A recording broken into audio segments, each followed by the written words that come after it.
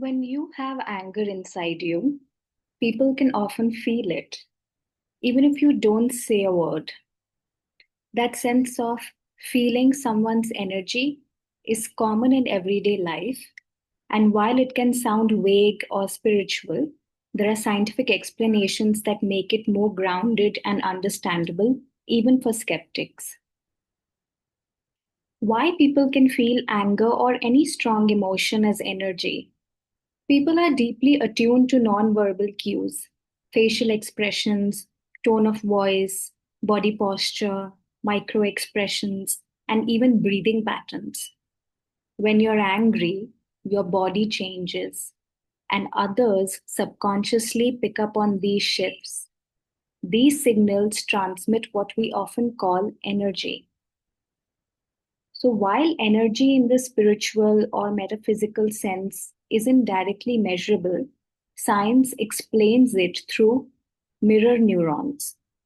Our brains have specialized neurons that mirror the emotional states of others. When you see someone angry, your brain releases or rehearses that state, allowing you to feel tension even if nothing was said. Emotional contagion. Emotions can spread from person to person like a virus. So, this happens subconsciously through voice, facial tension, and movement. Anger, especially, creates a strong emotional resonance because it signals threat. Autonomic nervous system response. Your body responds to cues of stress or danger in others, like clenched fists or shallow breathing, triggering a fight or flight response in your own body without even understanding why. Now, here are some real world examples of feeling energy. Number one, a silent room after an argument. Imagine you walk into a room after two people have argued. No one is talking, but the tension is so thick you feel uncomfortable. That's not magic. You're picking up subtle environmental and behavioral cues like closed posture, silence, lack of eye contact, and body orientation. Scientifically, what is happening is your mirror neurons are syncing with the negative effect of the room, and your brain detects micro cues of hostility. Second example, a charismatic leader inspiring a crowd. You attend a speech, and one speaker leaves the room buzzing with energy and motivation. The person may not have said anything new, but their presence, tone, and conviction feel contagious. What is happening scientifically is the emotional contagion in action, supported by body language, vocal prosody, how they speak, and group psychology dynamics. Third example is a stranger who feels off. You meet someone and instantly feel discomfort, even though they're being polite. Later, you find out they were suppressing anger or had malicious intentions. What is happening scientifically is your body and brain detected subtle dissonance between words and non-verbal signals. The mismatch triggers an instinctive alert, like detecting a predator. For the skeptical mind, you don't have to believe in auras or chakras to understand that. Human beings are social creatures wired for emotional attunement. Our nervous systems evolved to detect threats and alliances based on nonverbal cues. What we casually call energy is often a blend of psychological intuition, physiological response, and subconscious pattern recognition. So, yes, people feel your energy when you're angry because your biology is broadcasting it. Now, I would like to explain what an energy healer like me actually does.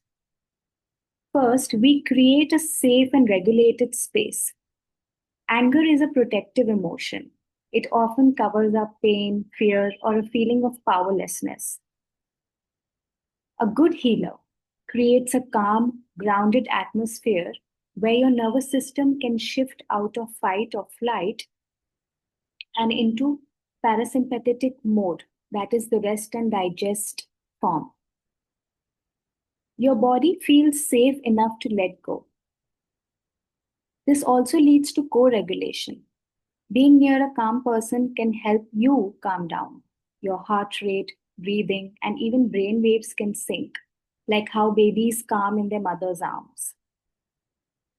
The second thing that a good healer would do is helps you access the stored emotion in the body. Healers often guide you to notice where anger lives in your body: tight chest, clenched jaw, heat in the stomach, etc. Energy healing may involve light touch, breath work, visualization, or guided awareness to help you connect to the sensation without judgment. So you stop resisting the emotion, which allows it to move. Somatic experiencing. Trauma and emotion are stored in the body and must be felt to be released. And the third important point is a good healer will facilitate energetic movement and release. This can be done through different modalities. Hypnosis is one modality, meditation is another one, intuitive energy work, which is something that I do, is another one. A healer might sweep, clear, or realign your energy field. So you may feel tingling, warmth, waves of emotion, or sudden relaxation. Now, anger shifts out physically from the body. It could be tears, it could be deep breaths, or a sudden lightness. These are common sensations. What you might experience after an energy healing session. You might experience a feeling of lightness or space where the tension really was. There will be an emotional release. It could happen all of a sudden during the session, or it could happen later on within a few hours or days. The emotional release could be tears, laughter, or a sense of peace. You will also experience a deep body level calm, which will help your sleep as well. This could be slower breathing, softened muscles, and eventually you will get an insight into what the anger was really about. So you will be able to understand it logically with your mind as well. And hopefully, after all of this is done, the pattern will be broken and you will be able to respond if the pattern repeats in your life in a different manner.